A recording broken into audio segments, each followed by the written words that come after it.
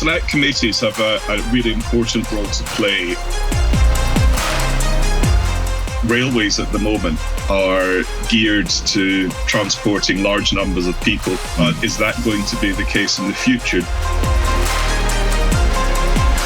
With in-cab signalling, you've got the opportunity to manage traffic on the network. Hello everybody, welcome to Track Talk podcast. I'm the host Elliot Griffiths and I'm joined today with MP for South Milton Keynes, Iain Stewart.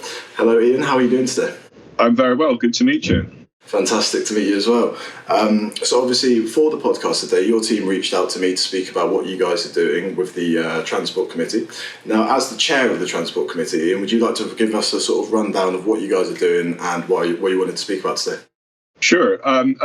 Select committees have a really important role to play looking at current issues, particularly where there's been a problem to scrutinise and hold to account, whether it's the government, whether it's a transport agency or an operator or someone else. That's an important part of our work. But I want, as well as that, to be helping to contribute to the future transport debates and looking ahead at some of the issues that might be coming in the future. So what we've decided to do for this new inquiry called Our Future Transport, we're inviting individuals and organisations to pitch to us with what they think is going to be the disruptors in transport of the future, whether that's a new bit of technology or some shift in passenger or freight demands that's going to require us to think differently about how we provide transport services. So we're doing this in quite an innovative way. We're initially inviting people to submit a short online application from which we'll select a short list to come to the committee in person and do a sort of Dragon's Den style pitch to us with their particular idea. And from that, we'll select a small number to launch full inquiries into. So, I suppose that what I'm trying to get at with this inquiry is what do we not know about in terms of Parliament and government that we ought to and start thinking about. Yeah, of course. No, it sounds great. So with the Dragon's Den metaphor, would you be sat there with your stacks of money on the table, or is it? Well, I'm not sure about that, and I'm not sure of which dragon people will think I am. That's subject for another debate. Which one would you least like to be? Deborah Meaton is normally quite fierce. I think I'd like to hope I'm a bit more approachable. Okay, well, hopefully you won't be Deborah. So obviously with these submissions and the people that will be pitching these ideas, is it an open invitation to anyone and everyone, or is it just to specific individual companies? No, it's open to everyone. The form's available on the Transport Committee website, and it's a short initial application. We're looking for 500 words to maximum of 500, just to outline the broad proposal. If they're then shortlisted, they'll be invited to submit some more detail. So it's completely open, and I genuinely don't know how many or what we're going to receive. And that's the whole point. It's what isn't necessarily on our radar that someone else is working on or thinking about, and has got a decent chance of affecting what transport will look like in the future. Okay, brilliant.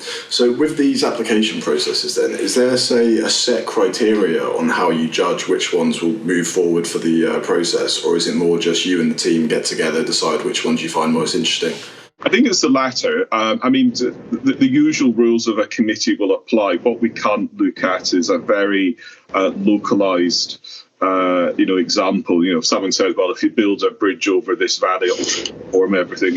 We're not a planning authority. We can't look at that sort of granular detail. But, I suppose to give an example, if we'd run this inquiry 15, 20 years ago, it would be someone who would come to us and say, oh, by the way, self-driving vehicles are going to be, a thing of the future. You need to start thinking thinking about how those will be regulated and all the related issues.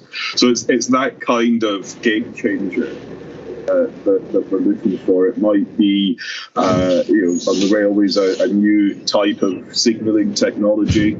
It might be someone's, researching a new type of fuel to power trains that might change the debate over electrification or not. It's all these sort of big changes, and it might not even be something specifically on transport, but could affect transport. So, in the last 2 or 3 years, we've all got used to using Zoom and Microsoft Teams and all these different virtual meeting platforms. Is there something else coming that would change the nature of the workplace and the number of hours people will spend in an office, and the consequences that might have on the transport system? Yeah, it's that kind of shock, that disruptor that we're aiming at, but we're not limiting the scope of it in any way, because the whole point of it is it's things that aren't currently on our radar that we want to be alerted to. Yeah, of course. Now, obviously, with the term disruptive technologies, like things you're looking for, that can be considered good and bad in certain different aspects. So we're talking about obviously the good kind of disruptions, changing things for the better. Then. Well, yes, but like any change, has implications that need to be thought through, and change management is a very complex process, and for some people in transport it could have a negative impact. So railways at the moment, and in fact most modes of transport, are geared to transporting large numbers of people from home to work in the morning and back home in the evening during weekdays. But is that going to be the case in the future? Do we need to rethink the provision of rolling stock or buses, or when people are contracted to work and all the rest of it? It's having being alert to these changes that could come, and thinking through then how we properly deal with it, so that change is managed in a fair and comprehensive way. So yes, change can be good, of course it can, but it will potentially disrupt how things have been done for a long time, and that properly has to be thought about. Yeah, of course. So going a little bit more into the actual details of the application process and where this all moves forward, what are the sort of timeframes involved with this process? Well, the initial phase is quite short. I think it's, off the top of my head, it's the 6th of February is the deadline for online applications. But as I want to stress, it's not a massive process. It's basic details to fill out in the form, up to 500 words to outline the broad outline of the pitch, and then we'll take. It really depends how many we get, whether it's 60 or 60,000, the latter. But you never know. It'll take us some time to sift those and draw up a short list of people to invite.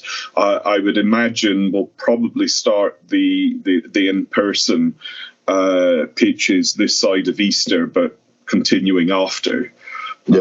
And from that, then we'll decide either one big inquiry we want to run, or a series of smaller ones. I'm not being prescriptive at this stage as to the number and the timing, but I would look to start the substantial inquiries probably this side of summer, and running for the rest of the year. So that's the broad time frame. Okay, so it's kind of like a reactionary process, I guess, where you kind of just have to sit and see how many come in then. Yeah, and you might find that there are several pitches in the same area that you potentially could combine together. And look at different aspects of a similar issue. So it's really going to be. I'm really looking forward to seeing what comes in, and it'll be a challenge to us. Not just me. I personally won't be making the sole decision. It will be a decision for the committee as a whole to decide which ones they want to pursue further.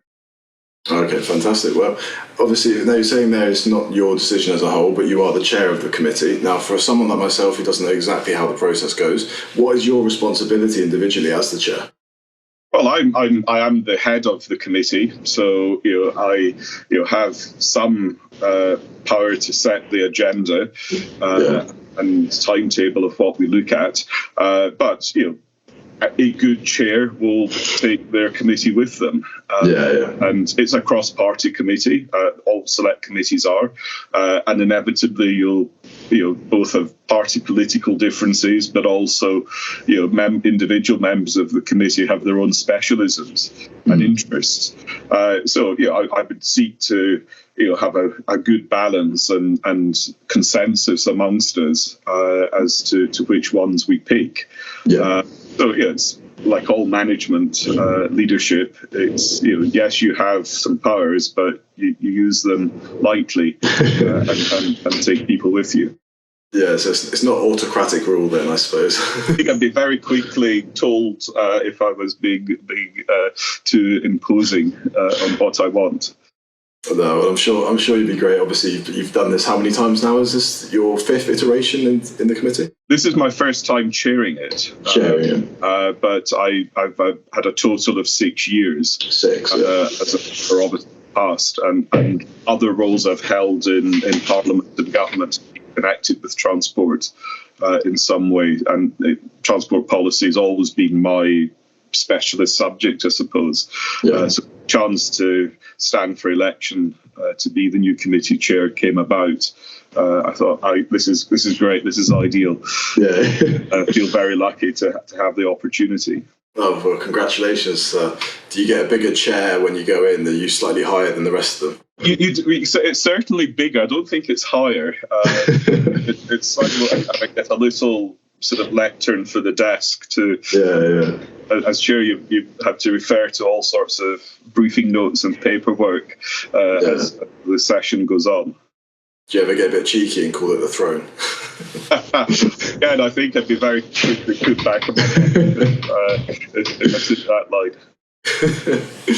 Well, so going away from the actual individual chair itself then, obviously we're talking about your experience just there. You've got a keen interest in the transport sector as a whole. Now, as this upcoming one is about technological advancements and disruptive technologies, in the past, I don't know, let's say 6 years that you were discussing, what sort of technological advancements that have occurred in the rail sector do you think are most notable? What's an area that has particular interest to you? Well, one that I did look at with some detail is the new signalling systems. The ERTMS system, where you have and the related ones, which are in-cab signalling, moving away from, although the actual infrastructure has evolved over time, basically it's still the same principle that the railway is divided into blocks with fixed line side signals, and only one train can operate a block at a time. Whereas with in-cab signalling, you've got the opportunity to manage traffic on the network with a greater degree of flexibility. And manage the speed and spacing of trains and all the like, and use the assets much more efficiently. So I think that's certainly one area of interest. The second one I would point to is, and appreciate it's still got a long way of evolution, are the new types of motive power for rolling stock, battery, hydrogen, and the like, which potentially can have I think, quite a significant impact on the whole electrification issue, because you might have some lines or bits of lines where there's not necessarily the economic case to electrify the whole bit. But if you had a bi-mode electric and battery locomotive that could run under the wires for, say, 80% of its journey, but then switch to a battery for the missing bits. It was interesting. I was in the French city of Bordeaux in the autumn, and just for a weekend break, and I noticed they've got a tram system where the arterial routes are, there's the overhead catenary, but in the city centre there'd obviously been a big row with the Architectural Society or the Heritage Society, and they didn't want the overhead line equipment in the historic city centre. So the trams, when they approach the city centre, the pantograph comes down, they switch into battery power, go through the city centre, and then pick up the overhead wires once they get back to the suburbs. So it's an interesting way of how the technology is evolving. And that appreciate that's light rail and tram system, but potentially it's something that could be looked at for heavy rail as well. Yeah, definitely. Well, that's actually very interesting. So I'll follow up on that a little bit. So, as someone that's obviously been involved within the transport sector for quite some time now, speaking about foreign systems, obviously being in France, what other sort of areas in rail we can look at to our European neighbours or even America or anywhere further out that could be implemented in the UK sphere and have success? What modes of operating should we maybe be looking at for ourselves? The one area there'll be lots that I'll want to consider, but particularly in France, but not exclusively there, the way that they have a balance in their TGV system, where you've got some services that are on the sort of high speed exclusive services, but the majority of services connect with the classic network. So you might board a TGV in I don't know, Le Havre, not Le Havre. The example would be La Rochelle, that runs on the classic line for a bit, then connects to the Atlantique LGV, and that's something that we need to think about with HS2, how we integrate the high-speed line with the classic lines to maximise the advantages of HS2, and then also how we utilise best the classic network where there's capacity release. And my constituency in Milton Keynes is a prime example of that. Take off the West Coast Main Line, the Avanti services that don't stop at Milton Keynes. How do we use that extra capacity to best use in terms of the mix of extra commuter services, interregional issues like that? Another area I'm keen to look at is there seems to be a renaissance in Europe on overnight sleeper services. Oh yeah, of course. And I think there's a potential to, and this goes back to the one of the initial pitches of the Channel Tunnel and the rail link to it, that it's not just London to Paris and Brussels and wherever, but you can perhaps use some connections to the other big cities in the UK, the Birminghams, the Manchester, the Leeds, and potentially there's an interesting overnight market there. So okay, that's not a massive infrastructure question, but just how can we best look at using the rail assets we have and have these better connections? Yeah, no, definitely. I mean, have you been on a sleeper yourself before? Have you ever done overnight journey? Not in Europe, but my former role before taking over chair of the Select Committee, I was a minister in the Scotland office. So, of course. Quite a regular user of the Caledonian sleeper. Always first name terms with some of the onboard crew. That's great. I got a sleeper train myself once. I was on holiday over in Thailand, and I got one just sort of going around there. And I remember when I got back to the UK, I was really wanting to get on one in the UK because I thought the experience was so fun. So yeah, that could be quite a good market to sort of develop on in the UK actually. Now that you're saying it. Okay then, so moving back a little bit over to the actual chair committee itself and the committee itself, sorry. With the upcoming applications, not to give anyone a sort of a leg up if they manage to listen to this podcast and get a bit of inside information, but if you could put it into words, is there any sort of areas within the technological advancements that you are keen to, most excited about seeing, anything to do with sustainability, decarbonisation, or is it maybe something to do with, again, signalling, maybe something along those lines? I'm genuinely not trying to say this is what I want to hear. The whole point of it is to alert us to things that we might not be thinking about. So I'm rather reluctant to specify. It's things that will be a game changer, and not just in rail. So, if someone's developing a new aircraft engine, that is a game changer in reducing emissions. Or an electric engine. They're developing the eVTOL, electric vertical takeoff and landing, which will have short durations and be ideal for island hopping in the Scottish Islands, for example. But you're not going to get transatlantic, in the current technology. But is there something in development that is going to be that game changer?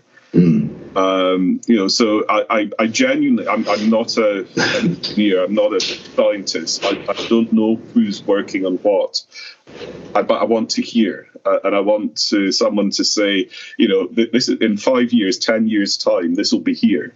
And whether that's in looking at the regulation of it, how who predicted drones 20 years ago. It's that sort of step change in either technology or, as I say, some shock and demand to what's the status quo in transport. That's what we're interested in, and really just genuinely excited about what might be sent to us. Of course, that makes a lot of sense. All right, then. So touching a little bit on, you just mentioned about obviously aerospace engineering sort of stuff that can come in as well. One thing I'm sort of intrigued about is I was recently reading and covering a story about NASA technology being implemented on some trains in the UK and sort of using thermal heat mapping to sort of track out to map out the tracks and that. And I was going to speak to you about would you like to see sort of more of a connection in all the transport sectors, so bus, rail, air, everything sort of collaborating together with ideas to sort of integrate the technologies from all the different sectors together? Yes, it's a short answer, both in terms of, as you say, on the sort of the engineering and technical side of things, but also how we look at transport planning in the round. And I don't think, as a country, we've always been that good at that. We might have had a rail strategy or a bus strategy or an aviation strategy or maritime strategy and so on. But it's another inquiry I'm thinking about at the moment, probably because of our existing timetable later in the year. But looking at that strategic transport objectives in the round, and how do we create the environment and the system that allows that collaboration. When we're thinking about, whether it's in new infrastructure or new technology, that could be a game changer, or get a better bang for our current assets. And they're also, I'm not sure if it's exactly the one you're referring to. I've been reading recently about technology that you can put in the front of a train to monitor the line ahead, and have an early warning. Say, for example, there's an embankment that's the stability of it's beginning to look a little uncertain. So you can do some early interventions to prevent a landslip or whatever it is happening. I know a lot of it already happens. My partner is an engineer and was involved in what's known as non-destructive testing. So he uses ultrasonics to test the strength of rail tracks. That it already happens, but I'm sure there's much more that we can do.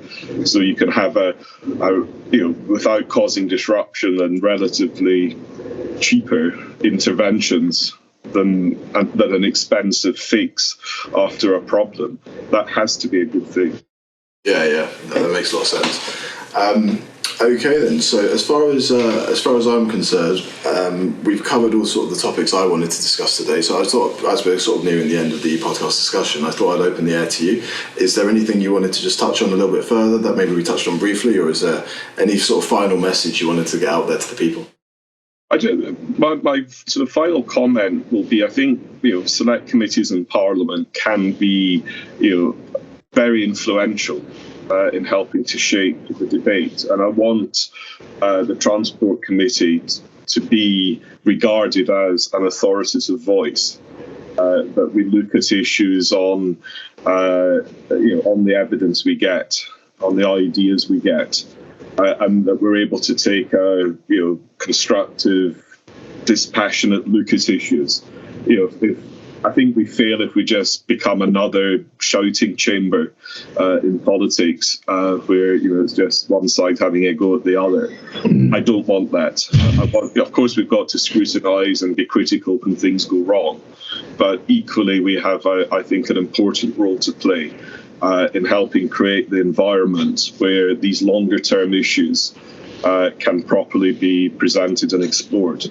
So, if you ask me in 2 years' time or whenever it is, have I been successful in chairing the committee? I hope to be able to point to a number of inquiries where we have been able to make that constructive contribution to the debate. We won't be the last word in a matter, of course we won't, but I think we can shape, we can progress, and give space for these discussions. Okay. Well, I'll tell you what, instead of, I know I just said we were just about to end it there, but just something you mentioned there where talking about in the future, obviously. Now, as you did mention earlier, this is your 6th time on the committee itself. Are there any sort of historic successes that you might want to highlight as well? Obviously, bring those to light. Well, I mean, there's a number of, not necessarily when I was on the committee. I think I could point to 3 where the work of the Select Committee has made a difference. So, probably most recently, it was the committee's work on smart motorways that has led to the rollout of them being paused while the safety aspects are being investigated. Similarly, on road transport, it was our call for a national bus strategy that has helped deliver one. And going back a little further, I was on the committee, this is probably about 10 years ago now, when there was the big row over the West Coast Mainline franchise. And initially, Virgin at the time had lost it to First Group. But the committee wanted to investigate this, and it transpired, partly as a result of our inquiry, that the process of awarding the contract had been flawed. And, in the end, the competition had to be restarted and Virgin retained it. So we were able, through our inquiry and getting all I remember Richard Branson was in front of us, the gallery was packed that day, questioning them, questioning the DFT and others. And it was clear that there had been a major problem. So us being able to shine a light on that helped to resolve the situation. So select committees can be quite influential. Okay, well, that seems like the perfect way to end the conversation. And so thank you very much, Iain, for appearing on the podcast today. This has been my first ever time doing it, as I said earlier, so it means a lot to me. Thank you very much for giving me your time and your energy. It's been a great time for myself. I've enjoyed this thoroughly. So for everyone listening, thank you very much for your attendance, and we'll hopefully see you again soon. And Iain, if you ever fancy coming on again, if you've got something you want to get out there, please do let me know. I'd love to, and perhaps we can do once our inquiries on our future transport are underway, we could do a follow-up chat. I've also really enjoyed it, and hope that listeners have too. Well, that'd be fantastic. Okay, I've been Elliot, this has been Iain. Thank you very much, everyone. We'll see you soon.